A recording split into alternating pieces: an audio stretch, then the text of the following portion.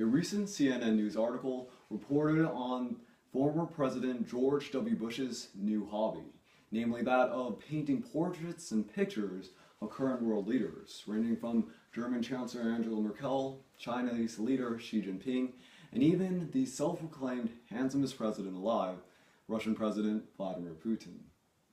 And it seems that Mr. Bush has indeed found his favorite hobby. However, many political analysts have joked after seeing the quality of his work that perhaps he should start with simple sketches of geometric countries, most notably the country that he spent most of his time and the majority of his effort during his own presidential term, the country of Iraq. However, rather unfortunately, it seems that there might not even be a country of Iraq for Mr. Bush to paint in the future, as given the recent turn events of multiple terrorist attacks and multiple bombings, it seems that perhaps Iraq is literally coming apart at the seams. And in fact, according to a BBC News article dated in April 2014, reminds us that multiple Al-Qaeda terrorist bombings have recently rained across the country of Iraq. And in fact, it now seems that the forces of disintegration are now stronger than those of unity for a surviving country of Iraq. And now, considering the fact that the United States invested so much money and so many lives into the country of Iraq and its democracy, many are asking themselves today's essential question. Specifically, is Iraq strong enough to remain a stable country? And fortunately for Iraq and the rest of the world, the answer to that question is yes. It is indeed strong enough to remain its own country, specifically for three main reasons. The first is because of successful democracy and democratic elections in Iraq. Secondly, because of a strong United States-Iraqi friendship. And third and finally, because simply enough, Iraq has finally been able to unite its multiple minorities to a strong, unified Iraqi state. But now let's first paint a picture of the democracy that is evident in the country of Iraq. Namely, that the country of Iraq has successfully installed democracy and even democratic elections in this country. According to an Al Jazeera article dated on April 15, 2014, it reminds us that democratic elections have succeeded across the country of Iraq, despite the recent and previous threatened resignation of the Independent Electorate Commission. In fact, as the article goes on to state, is that despite multiple terrorist bombings, the Iraqi people have continued to come out to the polls and successfully show that democracy is the name of the game in Iraq. And in fact, according to a political analyst and national archivist at Baghdad University, Saad Iskander, he states that Iraq, no matter how many parties and how many divisions it has, will always find compromise to create unity in its country. Thus, despite the fact of over 8 Kurdish parties, over 16 Sunni, and over 19 Shiite Islamic parties, it seems that all of them have the same objective in mind, namely forming a political coalition or a majority government to ultimately create a stronger, stable Iraq that will remain its own country for years to come. But now secondly, let's paint our own picture of the United States friendship from our own country. Specifically, that the United States and Iraq have a clear friendship that will ultimately offer support that will allow Iraq to remain its own stable country.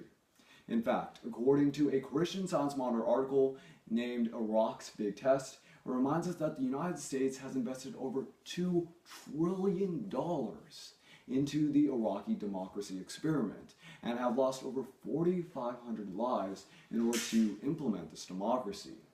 And in fact, it seems that the United States-Iraqi friendship has continued to thrive and continue to stabilize, as according to a Washington Post article dated on January 16, 2014, it reminds us that when Prime Minister Nouri al-Maliki asked for assistance and technicians in assistance of countering the terrorist and insurgent groups in Iraq, the United States responded with a firm and resounding yes. Specifically, that according to a White House government report, that the United States had multiple arms ready to give to the Iraqi government and would be willingly offering to train multiple officers in the Iraqi government to effectively counter these terrorism groups. And thus, considering such strong United States and American support, the Iraqi government is on a clear foundation to remain a strong and stable government for years to come. But now, third and finally, let's paint our final points as we find that the United States has allowed the Iraqi government to unite its multiple minorities as a strong, united Iraq. Specifically, according to Jane Araf, a foreign policy correspondent currently stationed in Baghdad, she reminds us that the Iraqi government has finally broken through with negotiations between the Sunni protesters. And although the protesters have now turned violent, the leaders are now actually putting down their arms instead of turning to these violent means, as they have now willingly agreed to negotiate with various Iraqi leaders, ranging from political officials to high clerics in the Iraqi government. And not only with the Sunnis, the Shiite Islamic government in Iraq has now been able to negotiate with the former minorities of the Kurds in the northern part of Iraq.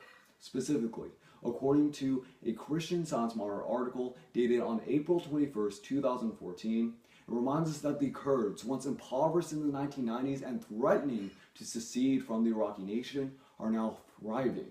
They have now greatly increased their development in energy resources and are now negotiating and trading with partners as big as China. And thus, with this increased stability, the Kurds are now willing to negotiate, just as the Sunnis, with the Shiite Islamic government in Iraq, and thus create a more stable Iraq with not only a strong majority, but also united minorities in the rest of the government. So in conclusion, the three main reasons why the Iraqi government and the Iraqi country will remain its own state are: first, because of successful democracy and elections in Iraq; secondly, because of a strong United States and Iraqi friendship; and third and finally, because of the ability of the government to unite the various minorities in Iraq back into a strong Iraqi country. And thus, as President Bush continues to paint his own portraits of Mr. Putin, it seems that Iraq, as it takes its steps into the future, will paint its own picture of peace and prosperity.